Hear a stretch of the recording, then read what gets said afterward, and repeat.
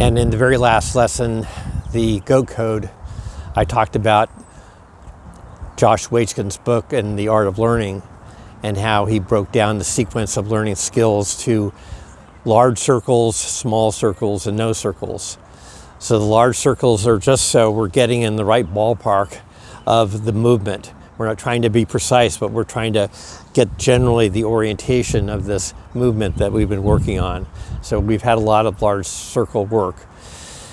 The smaller circles are the more precise segments. So this is where we talked about the master movement and the forearm supinating and laying back the racket. That's a small circle.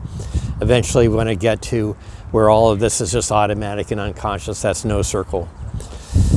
So again, in terms of big circles, where are we at and where we're trying to go to? Where we're trying to get away from the typical recreational swing, which is where the person's body, first of all, they're standing too erect. They don't really have any sinking or flexing into the ground. And they're extending the racket head early back here in line with the hand. And they start to swing forward immediately because they're anxious about getting squared up. And the racket and the path tends to be this horizontal path swinging around in which the arm is dominant. And because the arm is dominant and the body has stopped rotating, the head of the racket tends to swing around like here and gets ahead of the hand instead of behind the hand at contact. So that's sort of the not to do movement path. And I'm going to show you a video of Roger Federer's topspin in super slow motion, so you can really see these different phases that we're talking about coming from the slot, the dropping of the head of the racket, the pronation. You'll see that his forearm is still pointing to the sky, almost into contact before he starts to pronate, and you'll see his arm roll over in pronation as he passes through contact. But particularly, I want you to see how sharply vertical the modern topspin shot is.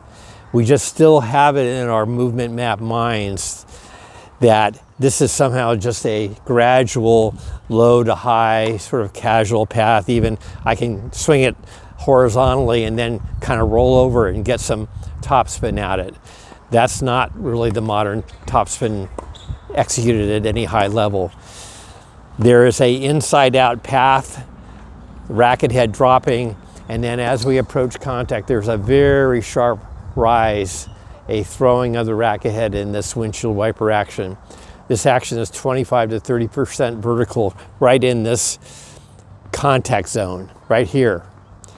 And it's a lot more vertical than anyone really imagines just watching the game in real speed. So let's focus on that for now. Here we'll watch Federer in super slow motion coming from the slot. And we'll see the master move, the supination of the forearm, and the dropping and extending of the racket head down from the hand and elbow. And I'll pause the video as he completes the master move.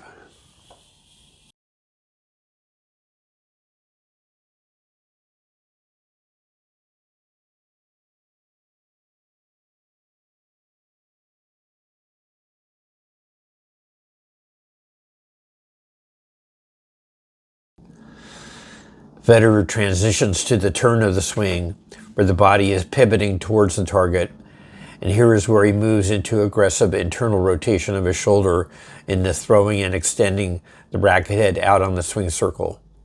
Sometimes the forearm starts in pronation here, but in Federer's case, as you will see, he keeps his forearm in a supinated position with the racket lagging back into the last moments into contact.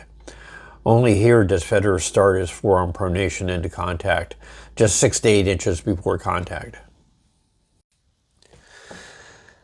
Now as Federer moves into and through contact, watch how the pronating forearm and turn and the pulling up and back on the racket handle and the windshield wiper movement causes the sharply vertical rise on the racket head through contact, one of the key movements in the modern topspin forehand.